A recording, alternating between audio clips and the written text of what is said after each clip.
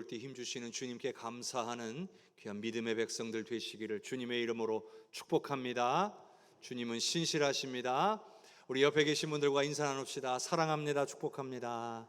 사랑합니다. 축복합니다. 사랑합니다. 축복합니다. 우리 주님의 크신 은혜와 사랑이 우리 모든 성도님들의 가정과 삶에 넘치시기를 주님의 이름으로 축복합니다. 사람은 누구나 환난을 만나고 한계에 부딪힐 때가 있습니다. 모든 일이 쉽게만 풀리지는 않기 때문입니다. 그렇다고 한계에 부딪히는 일이 꼭 나쁜 것만도 아닙니다. 때로는 한계를 극복하지 못하고 포기하는 경우도 있지만 반대로 한계를 극복하고 놀라운 변화와 성장을 경험하는 경우도 있기 때문입니다. 신앙은 더더욱 그렇습니다. 신앙은 평탄하고 순적한 상황 속에서도 성장할 수는 있지만 이 경우는 매우 더디거나 혹은 더 오히려 신앙이 연약해지는 경우들도 많습니다.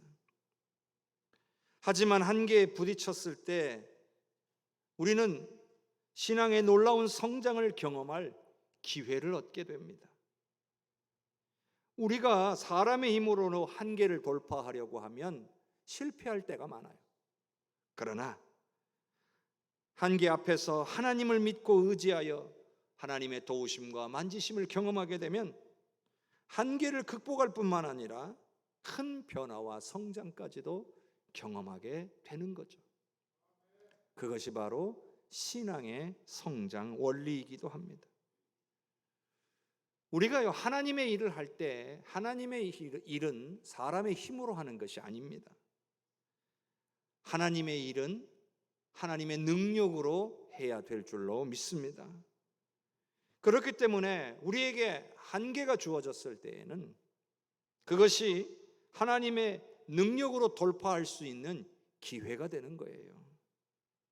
하나님의 능력을 의지해서 하나님의 능력을 구해서 그 능력으로 그 한계를 돌파하게 되면 하나님의 일이 이루어질 뿐만 아니라 오늘 우리에게도 큰 은혜와 성장의 기회가 되는 것이죠. 사람의 힘으로 열심히 해가지고 되어지는 일을 보면서 이걸 하나님의 은혜라고 말하는 사람은 적습니다. 거의 없다고 봐야 됩니다. 그러나 하나님의 능력으로 한계를 돌파하게 될 때에는 이건 하나님이 하신 일입니다 라고 고백하고 널리 증거하게 될 것입니다. 그래서 하나님은 우리에게 하나님의 능력으로 하나님의 일을 하라 하시는 거예요. 그래서 한계를 만나도 환난을 만나도 그 능력으로 돌파하라 하시는 거예요. 그게 바로 하나님이 하신 일이라고 우리의 입술을 통해 증거하도록 하시기 위함인 것이죠. 오늘 말씀 역시 한계에 부딪힌 사람들의 이야기가 나옵니다. 그런데 이들은 끝까지 포기하지 않고 주님을 믿고 다시 도전함으로 놀라운 역사를 경험하게 되었습니다. 여러분, 우리도 얼마든지 이런 놀라운 하나님의 은혜와 역사를 경험할 수 있는 줄로 믿습니다. 그렇기 때문에 오늘 우리가 말씀을 통해서 우리가 어떻게 해야 하는지, 우리가 환난과 어려움을 만났을 때 어떻게 해야 할지를 다시 한번 깨닫고 결단하는 은혜의 시간이 되시기를 주님의 이름으로 축복합니다. 마가복음 2장 1절과 2절의 말씀을 같이 읽어봅시다. 수일 후에 예수께서 다시 가버나움으로 들어가시니 집에 계시다는 소문이 들린지라 많은 사람이 모여서 문 앞까지도 들어설 자리가 없게 되었는데 예수께서 그들에게 도를 말씀하시더니, 예수님께서 수일 만에 가버나움에 들어오셨다라고 되었죠. 그러니까 수일 거리 안에서 예수님이 사역하셨다는 이야기예요. 그리고 그 사역을 마치고 다시 가버나움으로 오시게 되면서 이제 예수님께서 한 집에 머무시게 되었어요. 그런데 예수님께서 오셨다는 소문이 마을 전체에 퍼진 겁니다. 그래서 많은 사람들이 예수님께서 머물고 계신 집으로 찾아 들어온 거예요. 사역을 마치고 오셨기 때문에 피곤하셨음에도 불구하고 이들을 거절하지 않으시고 그들을 다 집 안으로 들이셨습니다. 그리고 그들에게 도를 가르치셨어요. 말씀으로 가르치셨다는 이야기예요. 얼마나 많은 사람들이 찾아왔는지 문 앞까지도 들어설 자리가 없을 정도였다는 거예요. 하나님의 말씀에 대한 사모함, 예수님의 말씀에 대한 그 사모함이 그들 안에 이 정도였다는 거예요. 이 말씀을 보면서 우리 교회도 이렇게 많은 생명들이 모여들면 얼마나 좋을까. 말씀에 대한 사모함을 가진 이들이 주님께 나와 귀 기울일 수만 있다면 얼마나 좋을까. 그런 생각을 해보게 되었습니다. 제가요, 학창 시절에 찬양 집회에 꾸준히 참석한 적이 있었어요. 당시에는 찬양 집회가 처음으로 제가 살던 지역에 시작되던 그런 때여가지고 어느 교회에서 이런 사역이 진행이 된 게 아니고 한 건물의 꼭대기층에 있는 예식장에서 이 찬양 집회가 시작이 됐어요. 친구가 알려줘가지고 참석하게 됐는데 첫날부터 매우 큰 은혜가 되었습니다. 그래서 그때부터 매주마다 빠지지 않고 찬양 집회에 참석을 했습니다. 근데 소문이 나고, 은혜가 되니까 소문이 나기 시작했고 많은 학생들이 늘어나기 시작했습니다. 그래서 조금만 늦어도요 자리가 없었어요. 문을 다 열어서 뒤쪽 로비까지 이제 사람들이 밀려 나오게 됐어요. 잘 앞에가 보이지도 않아요. 그런데 은혜가 되니까 그 자리를 사모하고 계속 가게 되는 거예요. 처음에는 10분, 그 다음엔 20분 빨리 가기 시작했어요. 안에 들어가서 자리에 앉으려고요. 나중에는 1시간 전에 가서 앞자리에 앉을 수가 있었어요. 그때 정말 많은 은혜를 받았습니다. 어쩌면 제가 지금 목회의 길을 가게 된 것이 이 찬양 집회 때 받게 됐던 그 은혜 때문이 아니었나, 이런 생각을 해보게 됩니다. 참 이렇게 은혜의 자리가 중요하구나, 사람의 인생을 바꿔놓을 수 있는 계기가 되기도 하는구나, 그런 생각을 해보게 되었습니다. 사랑하는 성도 여러분, 가버나움 사람들처럼 은혜의 자리를 사모할 수 있기를 바랍니다. 가장 은혜 받을 수 있는 자리에 여러분들이 계셔야 합니다. 일부러 찾지 않으면 있을 수 없어요. 그냥 살다 보면 은혜에서 멀어지게 돼 있는 거예요. 조금만 우리가요 은혜에서 멀어져도요 우리는요 금방 죄악의 길로 가요. 나도 모르는 사이에 죄악에 빠져가지고 헤어나오지 못한 채 살아갈 때가 많다는 거예요. 그러지 않으려면요 적극적으로 은혜의 자리를 찾아야 돼요. 오늘 이 자리가 하나님께서 여러분에게 베푸시는 은혜의 자리인 줄로 믿습니다. 그러니 여러분 이 자리에 나올 때도요 가버나움 사람들처럼 사모함을 가지고 나와야 돼요. 일찍 오셔야 되고요. 그리고 가급적이면 앞으로 나와서 더 하나님 앞에 집중하면서 예배를 드려야 되는 거예요. 제 신앙 경험으로나 목회 경험으로나 대체적으로 이 앞쪽 자리가 은혜를 많이 받아요. 왜냐하면 집중이 잘 돼요. 앞에 보이는 게 별로 없잖아요. 저밖에 안 보이잖아요. 근데 뒤로 가면 뭐가 보이기 시작해요? 앞사람의 뒤통수가 보이기 시작하는 거예요. 그러다 보면 자꾸 시야 안에 다른 게 들어와서 또 자세도 많이 흐트러지고 또 이쪽 저쪽 사람들 소리가 자꾸 내 귀에 들려오다 보면 어느 순간에 집중이 흐트러지는 경우들이 많아요. 그래서 은혜 자리에 나오실 때 내가 가장 은혜 받을 수 있는 자리가 어디인가, 그것을 우리가 생각하고 그 자리에서 주님을 온전히 예배할 수 있기를 바랍니다. 여러분, 우리는 주님을 예배하기 위해서 모인 사람들이에요. 주님이 이곳에 임하시기를 원하며 이곳에 임하신 줄로 믿고 예배를 드리는 사람들이란 말이에요. 주님이 오늘 여기에 성령으로 임하여 계심을 믿는 사람들이에요. 그렇다면 오늘 우리의 모습이 오늘 성경에 나오는 이 가버나움 사람들처럼 사모함을 가지고 더 주님 앞에 나와 크신 은혜를 누려야 될 줄로 믿습니다. 마가복음 2장 3절과 4절을 함께 읽겠습니다. 사람들이 한 중풍병자를 네 사람에게 메워 가지고 예수께로 올세 무리들 때문에 예수께 데려갈 수 없으므로 그 계신 곳에 지붕을 뜯어 구멍을 내고 중풍병자가 누운 상을 달아내리니. 참 놀랍고 감동스러운 장면이 나옵니다. 사람들이 한 중풍병자를 데리고 온 거예요. 주변에서 예수님이 사역하셨기 때문에 예수님이 어떤 사역을 하셨는지 인근에 소문이 쫙 퍼졌습니다. 예수님께서 병자를 고치신대더라. 그 어떤 병도 예수님 앞에서 낫는데더라. 소문을 들은 거예요. 그래서 사람들이 이 중풍병자를 예수님께로 데리고 온 겁니다.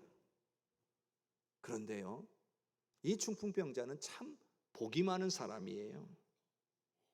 자, 오늘 말씀에 보면 사람들이 이렇게 돼 있어요. 사람들이, 그러니까 여러 명의 사람들이 이 중풍병자를 고치기 위해서 뜻을 모았다는 거예요. 야, 저기 예수님이란 분이 오셨다. 우리가 이 중풍병자를 데리고 가자. 이렇게 마음을 모았다는 거예요. 그리고 심상치 들고 왔는데 네 귀퉁이를 한 사람씩 네 사람이 메고 왔다는 거죠. 그런데 이렇게 돼 있잖아요. 사람들이 이 한 중풍병자를 네 사람으로 하여금 메게 해서. 그 말은 뭐예요? 이 중풍병자와 함께 온 사람들이 최소 7, 8명은 됐다는 얘기죠.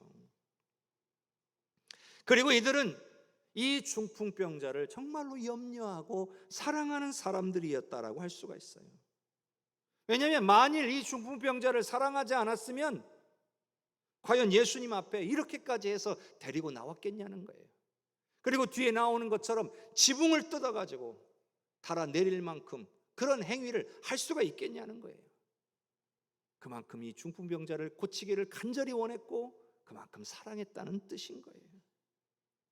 여러분, 누군가가 공경에 처해 있을 때, 어려운 마음을 가졌을 때에 안타까워하는 일은 누구나 할 수 있어요. 뉴스에서도 누가 좀 힘든 일 당했다 그러면 아이고 안 됐다, 이런 마음을 갖는 건 누구나 다 할 수 있는 일이에요. 그런데 그 안타까워하는 것에 그치지 않고 구체적인 도움을 주는 행위를 하는 것은 어려움에 처한 이에 대한 사랑을 가진 사람이에요. 힘들고 어려워하고 있는데 가서 뭐라도 좀 해줄 수 있고 전화라도 한 통화 할 수 있는 거고 위에서 기도해 줄 수 있는 것 자체가 뭐예요? 단순히 안타까움을 넘어서서 그 사람에 대한 사랑을 가진 사람이기 때문에 할 수가 있는 거예요. 생각해 보세요. 여러분 중에 만일 내 가족이 아파요. 그러면 안타까워만 하고 그냥 내버려 두는 사람이 여기 있습니까? 없죠. 만일 그렇다면 사랑하지 않는 거죠. 예전에 그런 일이 한 번 있었어요. 제가 이제 우리 큰 아이를 낳아서 키울 때였는데 금요기도회를 마치고 집에 돌아왔는데 이 아이가 열도 나고 코피도 나고 막 입에서 피까지 나는 거예요. 그래서 제가 놀래서 이 아이를 들쳐업고 그냥 냅다 대학병원 응급실로 뛰었습니다. 첫 아이라 뭐 아무것도 모르고 그냥 입에서 피 나오니까 덜컥 겁이 난 거죠. 그래서 아무 생각 없이 그냥 무조건 응급실로 간 겁니다. 그런데 가보니까 결국 이 코피가 뒤로 넘어가 가지고 목 뒤로 넘어가서 입으로 나온 거예요. 결론은 감기였어요. 제대로 알았으면 그렇게 안 했겠죠. 몰랐으니까 그렇게 했겠지만 그 전에 혹시라도 잘못될까 봐, 혹시 큰 문제가 있지는 않은가, 그 염려가 있었기 때문에 아이를 등에 업고 뛸 수 있었던 거예요. 근데 여러분, 여기 자녀가 아픈데 그렇게 하지 않을 사람이 여기 있을까요? 누구나 다 그렇게 하실 겁니다. 또 그렇게 해보신 경험들도 있을 거예요. 당연한 거죠. 사랑하니까. 그런데요, 사랑하는 사람의 몸이 아픈 것에 대해서는 누구나 다 그렇게 하는데 과연 신앙에 문제가 생긴 것에 대해서, 영혼에 문제가 생긴 것에 대해서는 별로 아파하지 않는 분들도 계신 것 같다는 말이에요. 사실 몸도 중요하지만 몸보다 영혼이 더 중요해요. 그런데 이걸 잘 깨닫지를 못해서 그러는 건지, 사랑이 부족해서 그런 건지, 우리 가운데 믿음이 연약하거나 잃어버린 사람들에 대해서 아무것도 하지 않는, 아무것도 행하지 않는 분들이 종종 계시는 것을 보면서 참으로 안타까운 마음을 갖게 됩니다. 영혼을 구원하는 일, 영혼을 살리는 일, 이건 우리에게 있어서 정말 중요한 일이에요. 그것도 사랑하는 사람들에게 있어서는 반드시 일어나야 되는 역사라는 사실이에요. 오늘 말씀에 나오는 사람들, 이 중풍병자를 데리고 나온 사람들이 누구인지는 성경에 정확하게 기록되어 있지 않아요. 그러나 적어도 이 중풍병자를 살리기 위해서 진심인 사람들이에요. 적어도 이 중풍병자를 진정으로 사랑하는 사람들이에요. 왜냐하면 이 사람을 살리기 위해서 최선을 다하고 있잖아요. 그런데 문제가 하나 생겼어요. 예수님을 찾아왔는데 어때요? 이미 찾아온 사람들이 너무 많아서 예수님 앞으로 이 중풍병자를 데리고 나갈 수가 없는 거예요. 침상째에 메어 왔으니 걸어서 가면 좀 비켜주세요 하고 갈 수라도 있겠지만 그대로 메고 가야 하잖아요. 더더욱 어려운 상황이었던 거예요. 자, 그럼 이제 어떻게 해야 되나요?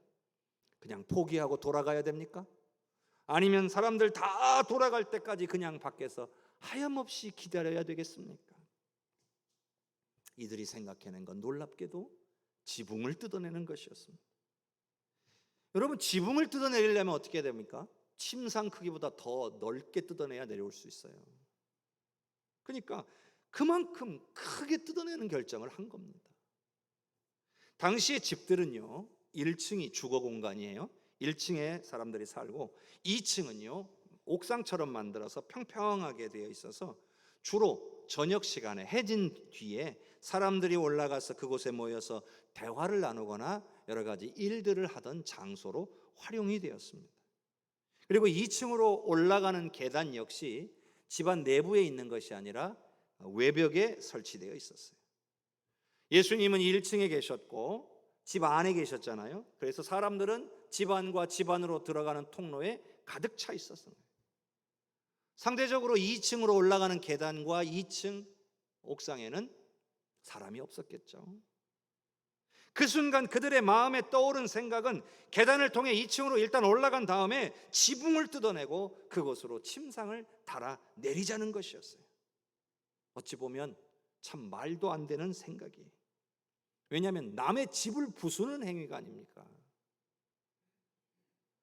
남들에게 피해가 갈 수 있는 일이에요. 지붕을 뜯다가 또 아래쪽엔 또 어떤 위험이 있을지 모르는 일이잖아요. 그런데도 결국 지붕을 뜯어낸 거예요. 한 사람을 고치기 위해서, 한 생명을 살리기 위해서 남의 집 지붕을 뜯는 행동을 한 거예요. 무모하고 남에게 해를 가하는 부정적인 행동이죠. 그런데 우리가 그렇게 부정적으로 보기 전에 우리가 주목해서 보아야 될 것은 지붕을 뜯어 이 사람을 내릴 만큼 이들의 간절함을 볼 수 있어야 되는 거예요. 생명에 대한 사랑, 생명을 살리기 위한 열정을 볼 수 있어야 한다는 거예요. 예수님께로 나아가야만 이 중풍병자를 고칠 수 있다, 살릴 수 있다라고 하는 그 믿음과 확신이 그들로 하여금 이런 행동을 하게 만든 거예요. 결국 이들의 무모한 행동이 통했습니다. 자, 마가복음 2장 5절의 말씀을 같이 읽어봅니다. 예수께서 그들의 믿음을 보시고 중풍병자에게 이르시되 작은 자야 내 죄 사함을 받았느니라 하시니 고쳐주셨어요. 방금 읽은 이 2장 5절의 말씀은 우리에게 정말 많은 가르침을 줍니다. 자, 첫째는요, 이 병자가 고침을 받게 된 것이 누구 때문이에요? 이 병자를 데리고 온 사람들의 믿음 때문이었다라는 거예요. 예수님이 무엇을 보셨다라고 되어 있냐면 그들의 믿음을 보셨다라고 기록하고 있습니다. 그들의 믿음. 이 한 명의 중풍병자를 살리기 위해 데리고 와서 지붕을 뜯은 이 사람들의 믿음을 보셨다는 거예요. 예수님께로 데려가기만 하면 나을 수 있다라는 그 믿음을 보신 거예요. 문제가 생겼어요. 예수님께로 나아갈 수 없는 그런 상황 앞에서도 포기하지 않는 그들의 믿음을 보셨다는 거예요. 물론 어려움을 당한 사람, 본인의 믿음이 가장 중요하겠죠. 우리가 치유를 받고 회복되고 문제가 해결되기 위해서 가장 필요한 건 나 자신의 믿음이죠. 그런데 그에 못지않게 중요한 것은 어려움 가운데 있는 사람을 사랑하는 사람들의 믿음도 중요하다는 거예요. 우리 주님께서는 그 생명을 위해서 그 사랑의 마음을 가지고 섬기는 그 사람들의 믿음을 보시고도 그를 고쳐주셨다는 사실입니다. 우리 주변에 육신의 질병이나 여러 가지 문제로 고통당하고 계시는 분들이 분명히 있습니다. 그런데 그런 그들을 사랑하고 그들을 위해서 믿음으로 기도하는 분들이 계신다면 하나님은 그들의 믿음을 보시고 그 생명을 얼마든지 고쳐주시고 회복시켜 주실 수가 있다는 말입니다. 오늘 저와 여러분이 우리 주변에 연약한 자들이 있다면, 육신의 질병이든 삶의 문제든 여러 가지로 고통당하고 어려움 가운데 있는 이들이 있다면 그 영혼들을 위해 믿음으로 기도해 줄 수 있는 저와 여러분이 되시기를 주님의 이름으로 축복합니다. 그리고요, 주변에 믿지 않는 영혼이 있어요. 낙심하거나 실족한 영혼이 있어요. 여러분, 이런 사람들은 하나님을 의지할 수 있을까요? 그럴 수 없잖아요. 왜요? 현재 믿음이 없잖아요.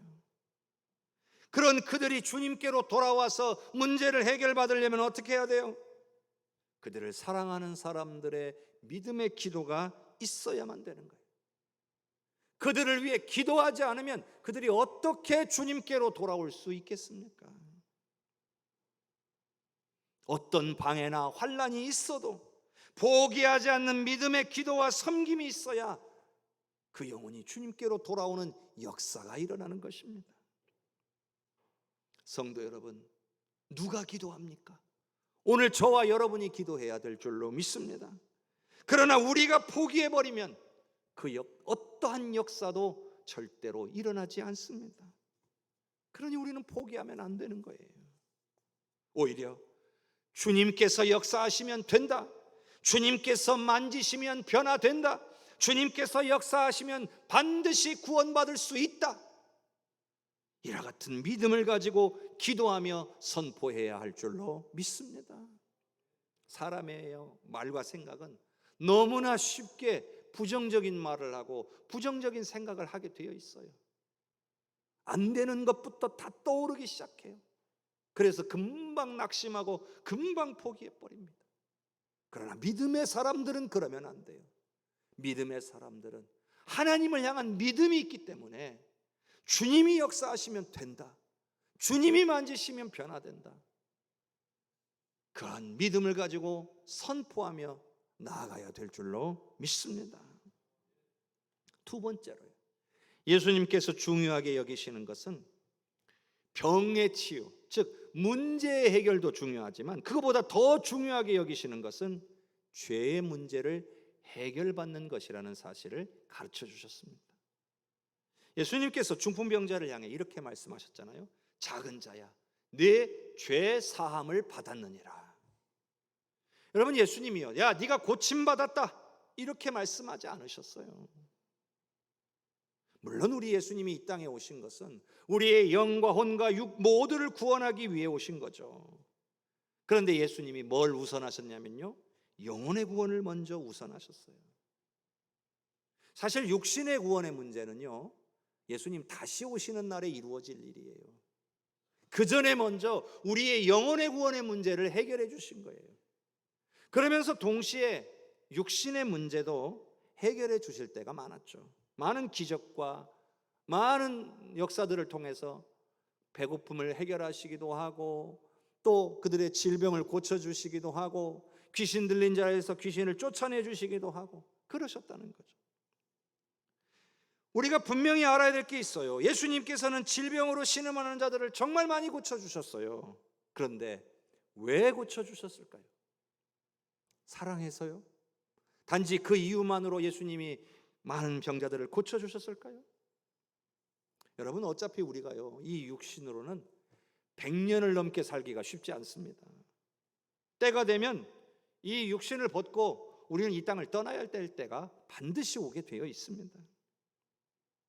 그럼에도 불구하고 우리 주님께서 연약한 육신을 고쳐주시는 그런 일들을 한 것은 바로 예수님이 누구신지를 분명하게 알고 믿도록 하기 위함이에요. 영혼의 구원을 위해서 예수님을 영접하도록 하기 위해서 그들의 연약함을 치유해 주신 거예요. 그래서 육신이 고침받는 것보다 죄의 문제를 해결받는 것이 더 중요하고 우선시 되어야 한다는 겁니다. 죄사함 받고 영적으로 거듭남의 은혜를 누리게 되면 사실 육신이 고침받는 거, 삶의 문제가 해결되는 거, 이게 그다지 중요하지 않게 됩니다. 물론 고침받으면 감사한 일이죠. 문제가 해결되면 너무나 감사한 일이죠. 그런데 여러분, 육신은 건강한데 죄사함의 은혜를 깨닫지 못한 채 구원받지 못한 영혼으로 살아가는 것은 어떻습니까? 너무나 안타까운 일이 아닙니까? 둘 중에 하나만 선택해야 한다면, 물론 둘 다 가질 수 있다면 좋겠지만 하나만 선택해야 한다면 여러분은 육신의 연약함 가운데 있을지라도 영혼 구원을 택하시겠습니까? 아니면 육신의 강건함 속에 구원받지 못한 삶을 택하시겠습니까? 예수님께서 중풍병자를 향해 네가 나았느니라, 일어나라, 걸어가라 이렇게 말씀하실 수도 있으셨어요. 그러나 예수님 그렇게 말씀하지 않으시고 네 죄사함을 받았느니라 말씀하신 이유가 있겠죠.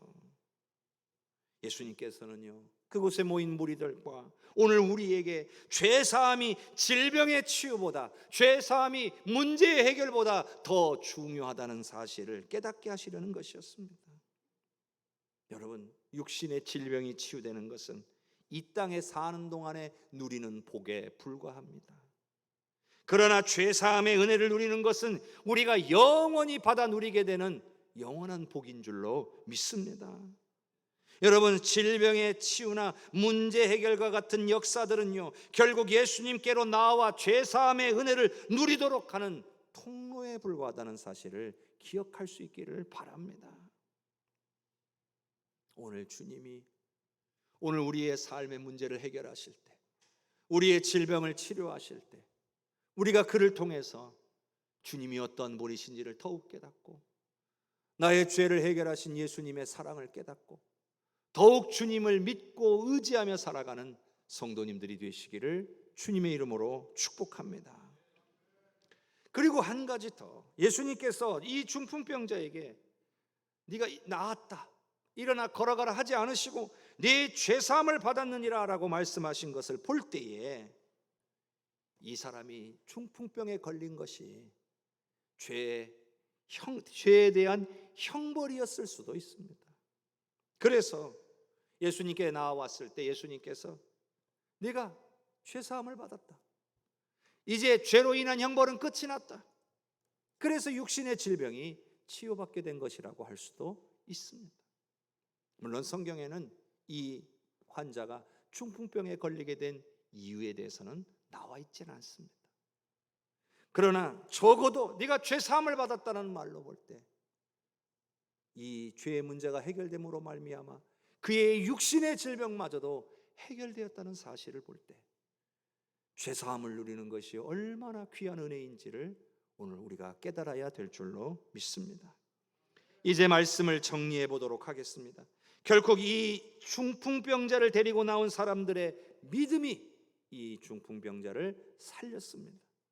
이들의 포기하지 않는 믿음이 이 중풍병자의 영혼을 구원했습니다. 영혼 구원이 질병이 치유되는 것이나 삶의 문제가 풀어지는 것보다 더 중요하다는 것을 알게 하셨습니다. 세상의 좋은 것들을 누리며 살지만 구원받지 못한 채 살아가는 생명들을 안타깝게 여겨야 합니다. 사랑하는 성도 여러분, 구원받지 못하면 건강한들 무엇하겠습니까? 구원받지 못하면 부자가 된들 무엇하겠습니까? 구원받지 못하면 세상에서 성공한들 무엇하겠습니까? 그 어느 때보다 우리의 믿음과 간절한 기도가 필요한 때입니다. 여러분의 가정에, 그리고 여러분의 주변에 죄사함의 은혜를 누리지 못한 채 살아가는 이들을 위해 기도를 멈추지 말아야 합니다. 이 중풍병자를 데리고 나온 그 사람들의 마음이 오늘 우리에게도 있기를 바랍니다. 그들은 포기하지 않았습니다. 그들은 지붕을 뜯을 정도로 간절했습니다. 그리고 예수님을 철저하게 신뢰했습니다. 오늘 우리에게 이런 마음이 있습니까? 주변에 사랑하는 이가 있는데 그 영혼을 위해 혹시 기도하지 않고 있지는 않습니까? 오늘 그 영혼을 구원하기 위해 아무것도 안 하고 계신 것은 아닙니까? 우리에게 간절함이 필요합니다. 그 영혼을 살리고자 하는 열정과 노력이 필요합니다. 그리고 우리와 함께 계시는 성령님께서 역사해 주실 줄로 믿고 드리는 기도가 필요합니다. 성도 여러분, 갈급한 영혼, 낙심한 영혼, 준비된 영혼을 위해 간절히 구하실 수 있기를 바랍니다. 반드시 성령께서 만져주시고 역사해 주실 줄로 믿고 구하시기를 바랍니다. 우리의 간절한 기도와 믿음을 통해, 우리의 영혼 사랑하는 그런 마음과 열정을 통해 성령께서 놀라운 역사를 베풀어 주실 줄로 믿습니다.